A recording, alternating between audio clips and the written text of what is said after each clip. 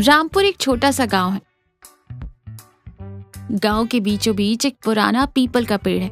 उस पेड़ के नीचे एक छोटी सी ठेला गाड़ी खड़ी है और उस पर कल्लू की मशहूर एग टिक्की लिखा है।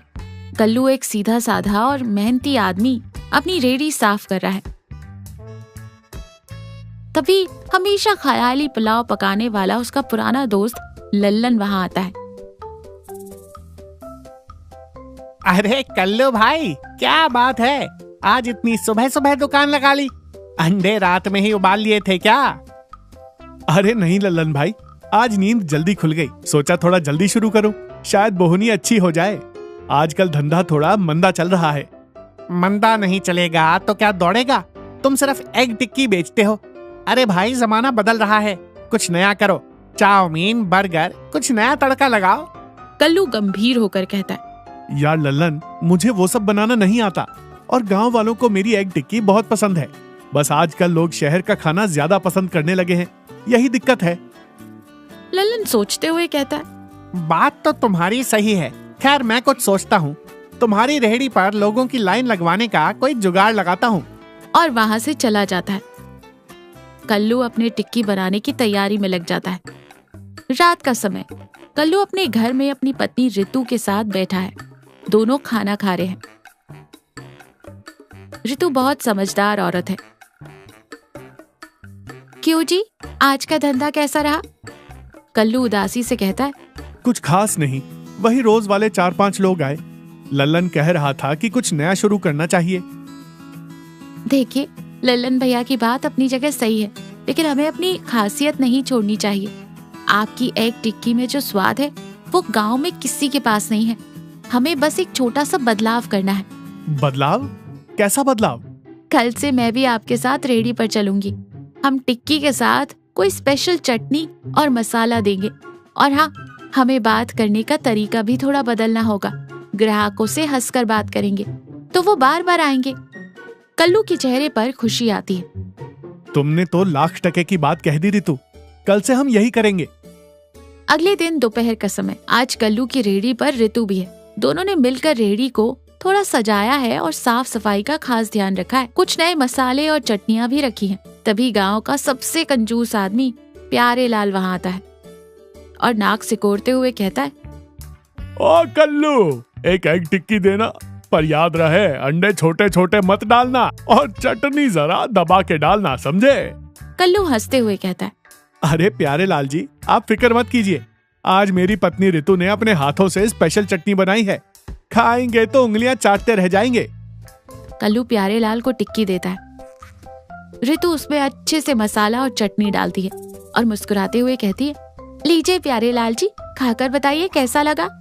प्यारे लाल एक निवाला खाता है और उसकी आंखें हैरानी से बड़ी हो जाती हैं।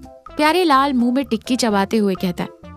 अरे वाह कल्लू, आज तेरी टिक्की में कोई जादू है क्या? ये चटनी, उफ, क्या स्वाद है। जल्दी से एक और लगा दे। कल्लू और रितु एक दूसरे को देखकर मुस्कुराते हैं। फिर धीरे धीरे और भी लोग आने लगते हैं। लल्लन भी वहां पहुंचता है। अरे कल्लू, आज तेरी रेहड़ी पर इतनी भीड़, क्या जादू कर दिया तूने? कल्लू रितु की तरफ इशारा करते हुए कहती है। ये सब रितु का कमाल है लल्लन भाई, इसने टिक्की में प्यार और मीठी बातें मिला दी हैं। गांव का चौराहा, कुछ दिनों बाद। अब कल्लू का धंधा जोरों पर है। लोग उसकी टिक्की के दीवाने हो गए। तभी गांव की एक झगड़ालू औरत कमला वहां आती है। कमला को दूसरों की बुराई करने की आदत है। ए कल्लू, मुझे भी एक टिक्की दे चल, लेकिन देख, अगर बासी हुई तो मैं पैसे नहीं दूंगी, बता रही हूँ। रितु शांति से कहती है। अरे कमला दी, हमारे यहाँ बासी कुछ नहीं मिलता, आप आराम से खाइए। कमला टिक्की खाती है और जानबूझकर कमियां निकालने की कोशिश करती है। अरे इसमें तो नमक बहुत कम है और चटनी भी कोई खास नहीं है, कुछ मजा नहीं आया। कल्लू बिना गुस्सा किए मुस्कुराकर कहता है। कोई बात नहीं कमला दीदी, अगली बार हम आपके लिए और भी बढ़िया बनाने की कोशिश करेंगे। तभी प्यारे लाल वहां आता है। अरे कमला, क्यों झूठ बोल रही है? मैं रोज यही खाता हूँ। कल्लू की टिक्की से अच्छी टिक्की तो शहर में भी नहीं मिलती। कमला चिढ़कर कहती है, अरे प्यारे लाल जी, आप तो इसके फैन ही हो गए। मुझे तो पसंद नहीं आई। लल्लन वहाँ आते हुए कहता है, अरे कमला भाभी, आप तो हमेशा हर चीज में कोई ना कोई कीड़ा निकालती ही हैं। कभी तो किसी की तारीफ कर दिया करो। कल्लू की टिक्की खाकर तो मुर्दा भी उठकर बैठ जाए। सब लोग जोर से हंसने लगते हैं। कमला झेप कर वहाँ से चली जाती है। कल्लू का घर, रात का समय। कल्लू और ऋतु बैठे हैं। कल्लू कुछ पैसे गिन रहा है और खुशी से कहता है, ऋतु, इस महीने हमें बहुत अच्छा मुनाफा हुआ है। हमारे उस छोटे से बदलाव ने तो हमारी किस्मत ही बदल दी। ऋतु गंभीरता से कहती है, हाँ जी, कमाई तो अच्छी हुई है, लेकिन हमें घमंड नहीं करना चाहिए। हमें हमेशा अपने ग्राहकों की इज्जत करनी है और उन्हें अच्छा खाना खिलाना है। कल्लू ऋतु का हाथ पकड़कर कहता है, तुमने बिल्कुल सही कहा ऋतु। मैं तुम्हारी ये बात हमेशा याद रखूंगा। सुबह का समय। कुछ दिनों बाद कल्लू की रेहड़ी के पास एक बूढ़ा आदमी आता है। उसके कपड़े फटे हुए हैं और वो बहुत कमजोर लग रहा है। बूढ़ा आदमी कांपती आवाज में कहता है, बेटा, मुझे बहुत भूख लगी है। क्या मुझे एक टिक्की मिल सकती है? मेरे पास पैसे नहीं हैं। कल्लू और ऋतु एक दूसरे को देखते हैं। फिर कल्लू मुस्कुराते हुए कहता है, अरे बाबा, आप परेशान मत होइए। आप आराम से बैठिए। मैं अभी आपको गर्मा गर्म टिक्की बना के देता हूँ। ऋतु उस बूढ़े आदमी को बिठाती है और उसे पानी देती है। कल्लू उसे एक बढ़िया और बड़ी टिक्की बनाकर देता है।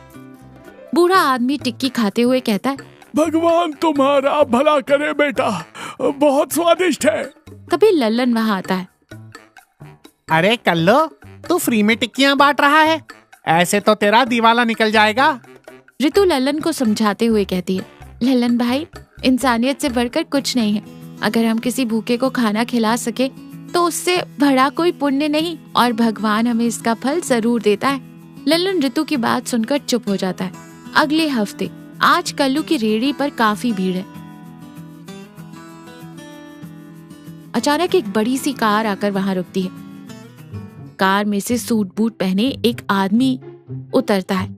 सब उसे हैरानी से देखते हैं। अजनबी कल्लू के पास आकर कहता है, क्या तुम ही कल्लू हो जो ये एग टिक्की बेचते हो? कल्लू थोड़ा डरते हुए कहता है, जी बाबूजी, मैं ही कल्लू हूँ। क्या हुआ? अजनबी मुस्कुराते हुए कहता है, डरो मत, मैं शहर की एक बड़ी फूड मैगजीन का एडिटर हूँ। मैंने तुम्हारी टिक्की के बारे में बहुत सुना था, आज खुद खाकर भी देख लिया। सच कहूँ तो इसका स्वाद लाजवाब है। कल्लू खुशी से कहता है, बहुत बहुत धन्यवाद बाबूजी।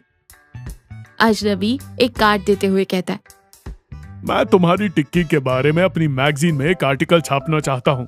इससे तुम्हारा धंधा और भी बढ़ जाएगा। कल्लू और ऋतु खुशी से फूले नहीं समाते।